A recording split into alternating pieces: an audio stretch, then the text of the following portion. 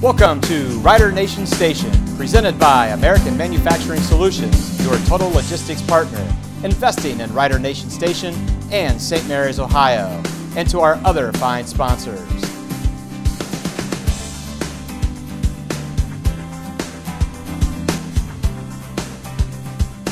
Hello once again, everyone, and welcome to week number 7 of the Doug Frye Show. I'm Joe Hurlbert, your host, and alongside me, the head coach of the St. Mary's Rough Riders, Doug Frye. And Coach, first round of the playoffs, big win over Greenville by a score of 56-21. First of all, congratulations on the win.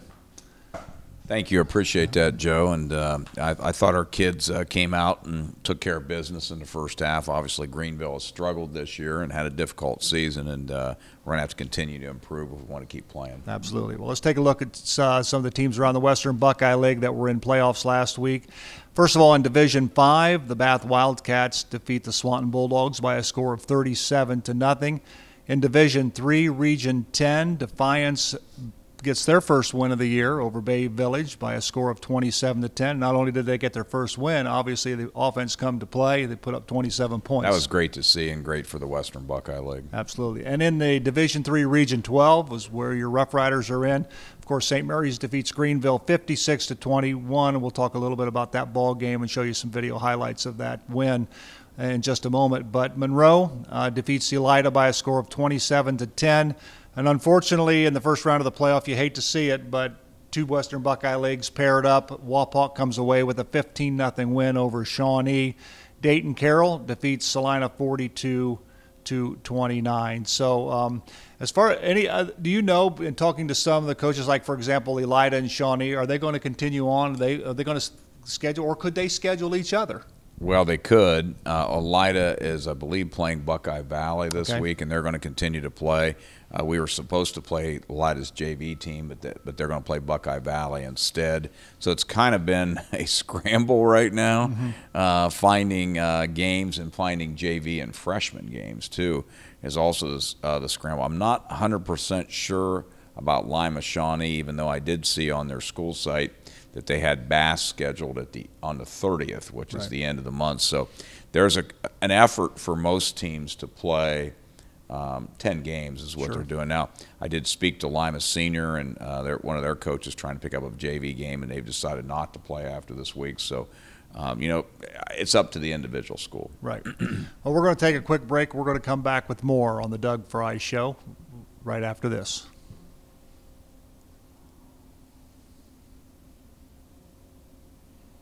Coach, let's continue to talk about the playoffs and how things are going as far as tickets are that are available. Any word of expanding the number of fans allowed into the stadium this week? No. As far as I'm aware, I was just given the vouchers by our athletic department today. The procedure for tickets will be the same. And, you know, I feel sorry for the seniors sometimes. I happen to have an extra voucher or two, and I gave it to one of our seniors to make sure that more of his family could attend the ball game. But no, the procedures are the same, and the vouchers are the same. Okay. And then let's talk a little bit about the JV program. They're still continuing to play, as well as the freshmen in 8th grade. Are they still playing? Yes, actually, the 8th grade and 7th grade have 2 more games. Really? So they're playing their regular schedule. And they're going to finish out next week, both those programs. Our 8th grade's undefeated. Our 7th grade, I believe, is 5-2 right now. So the 8th grade really has not had a contested game. About 40 kids there, and they're 2 platooning. So that's a pretty good group of football players coming along. And I've really been happy with what the 7th grade has been able to do throughout the season. We combined a lot of our freshmen and JV ball games, even though this week we're going to go over and play Wapakoneta for a second time on Saturday in our freshman game. And then Vandalia Butler, who was defeated by Franklin in the playoffs, is going to come here Saturday to play our JVs. So a lot of playing time for both groups. That'll be 8 games that we've been able to get for our freshmen and JVs. We've only lost 1 game. We lost 2-0 to Wapakoneta in the opening ball game. And the rest of them we've won.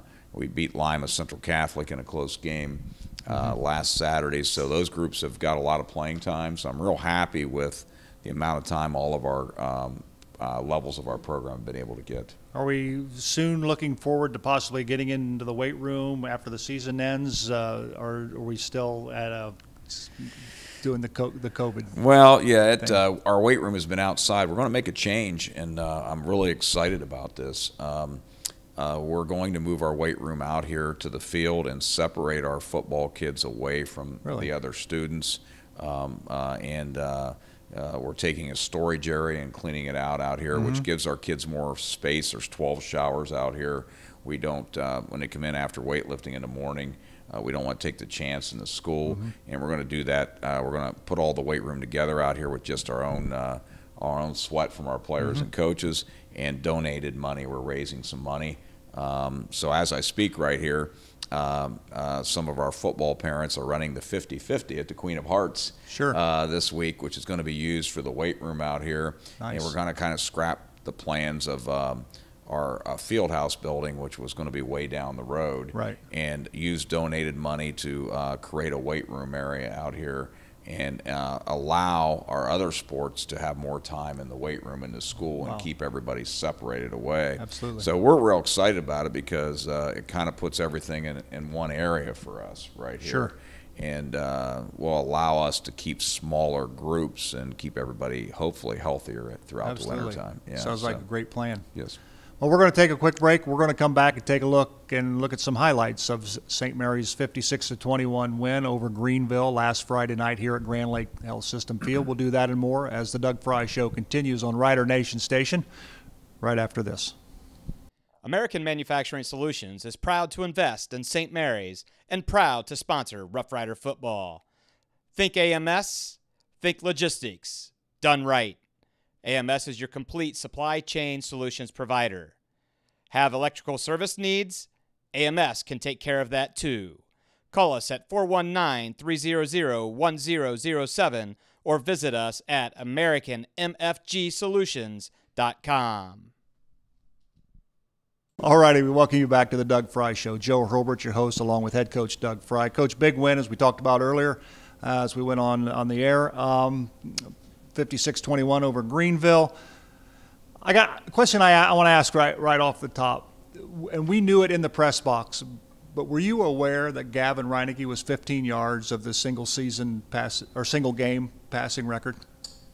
I was aware of that after the game. Yeah. I wasn't aware of that during the game. Sure. But as after it really, I don't know if it would have made any difference. Right. We were going to do what we were going to do in the ball game at that point, and it's always nice for kids to get those accolades, but we don't really put a premium on those type of things. But yeah, I was aware of that after the game, and I joked with him a little bit about it, and I said, I think Troglin was aware that's the reason he didn't catch that deep pass, and Bowers dropped the other pass and said those guys dropped two passes on you or didn't make them there, and we just said that jokingly. But, it was good to see Gavin and our kids execute the passing game that way. And the passing game was phenomenal against Greenville, and of course that record that we're talking about I think was set by Bobby Brown back in 1959, I think 59 or 56, somewhere in there in the late 50s. So it has stood for quite some time, and so it's always something to shoot for down the road. But if you get it, you get it. If you don't, you keep moving on. And I think Coach Dunlap, our quarterback coach, has a part of one of those records somewhere too. So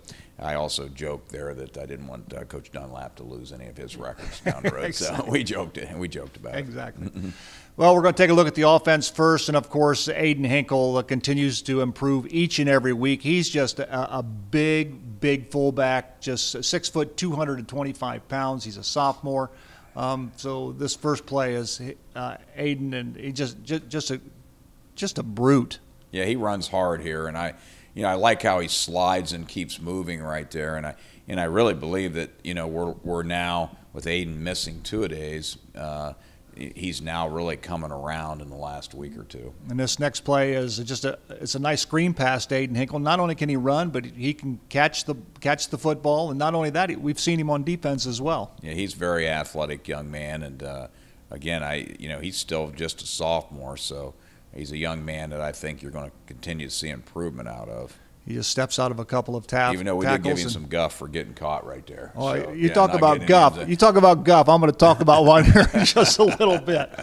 Gavin Reineke, of course, takes it over, and just good line surge. Just at the point of attack. Just that's the good key, and Gavin's doing a lot better job on this, keeping his pad level down. But you got to give a lot of credit to the O-line for the surge right there. Yeah. On the Riders' second possession, this is a touchdown run up from 36 yards out by Dylan Troglin. Dylan Troglin, he's our speed guy, and when you hit a seam like that, he's gone at that point. Yeah.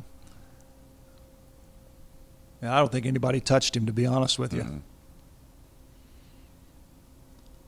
This next play, the Riders just continue to move the football downfield. This is just another nice run. Nice blocking at the point of attack and a good hard run up inside there. So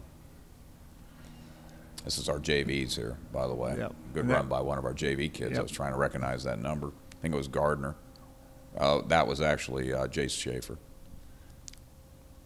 And this is just another nice run by Hinkle. Another touchdown. Just good use of his blocker. Yes, good vision, good patience. So a lot of times we don't talk about that enough, but runners need to be aggressive, but also have the patience to let the blocks be set up and a good push at the point of attack. Good job by Morgan Sewer, the right tackle there, senior tackle, doing a nice job.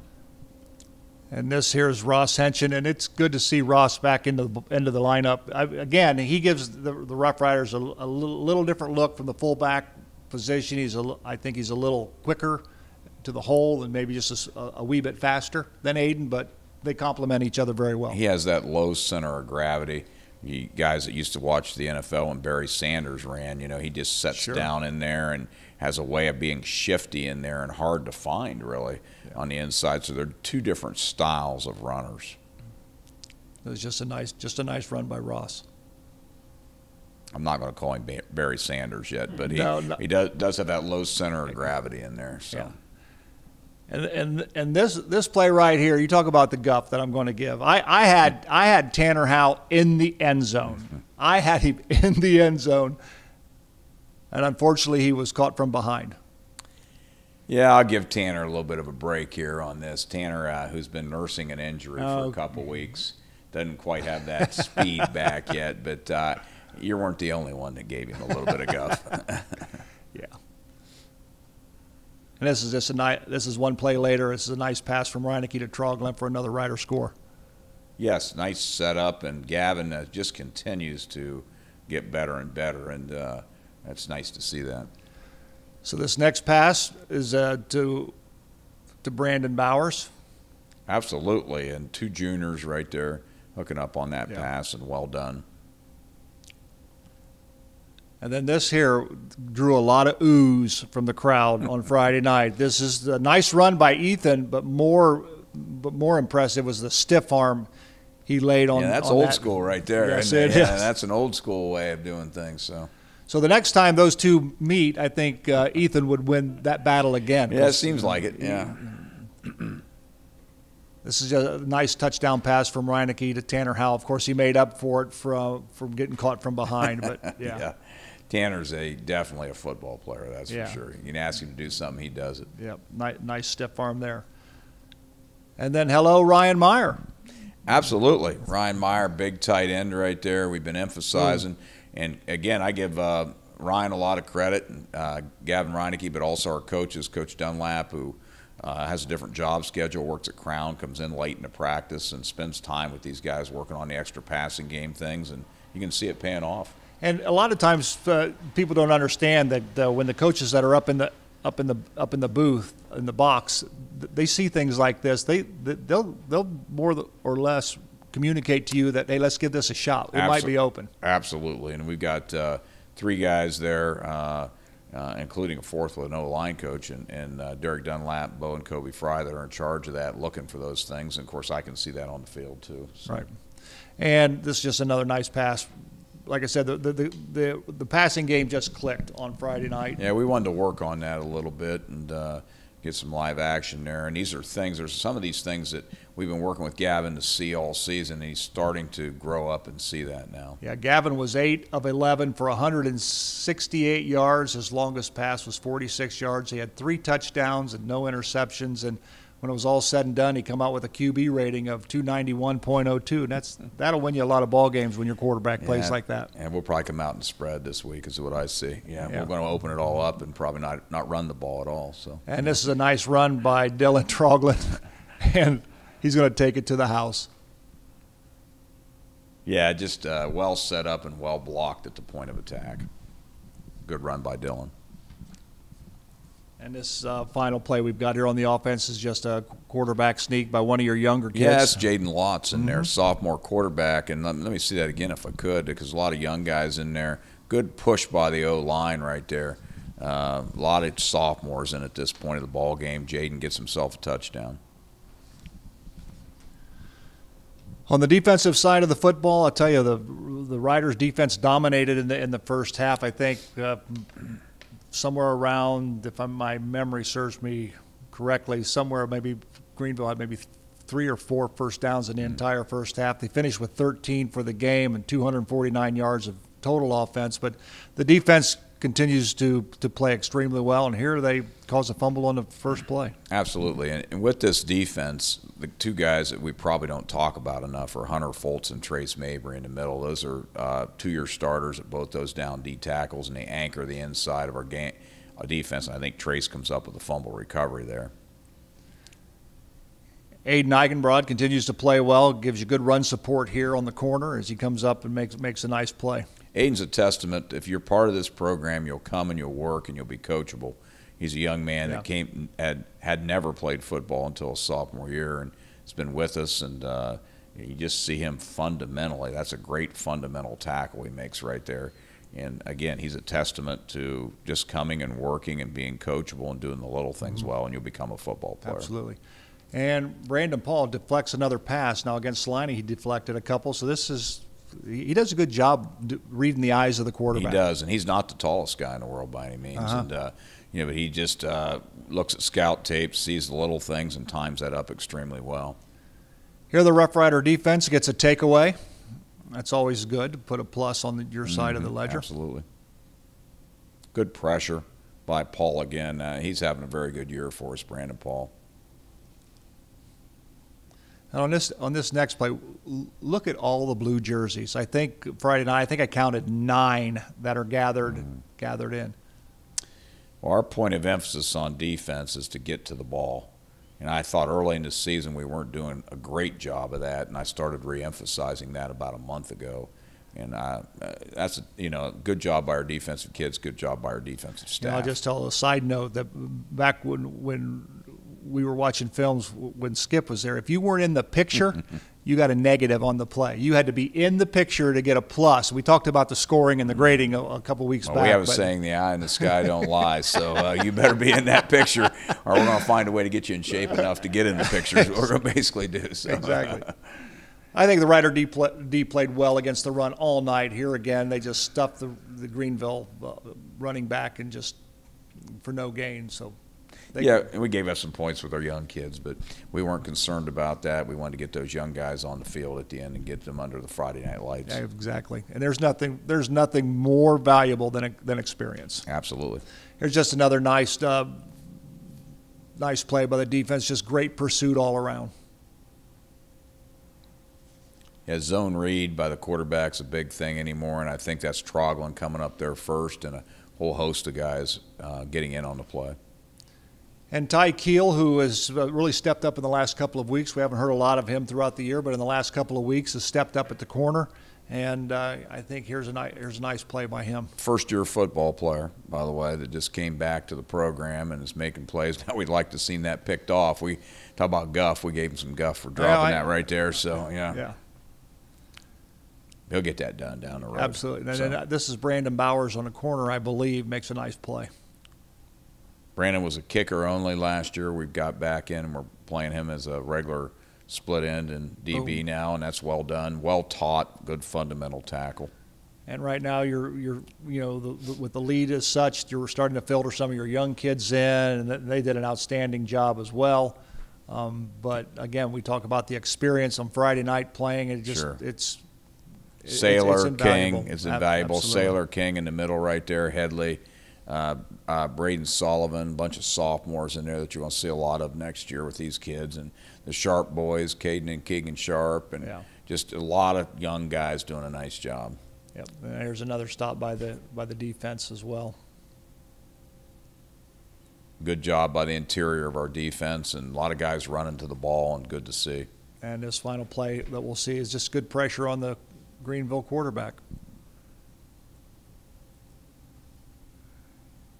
Yep, real good pressure, makes him throw it before he wants to, and that's Carter Layette out there on the coverage. Good to see Carter get in the game. And something to make note of is that Greenville didn't pull their starters right away.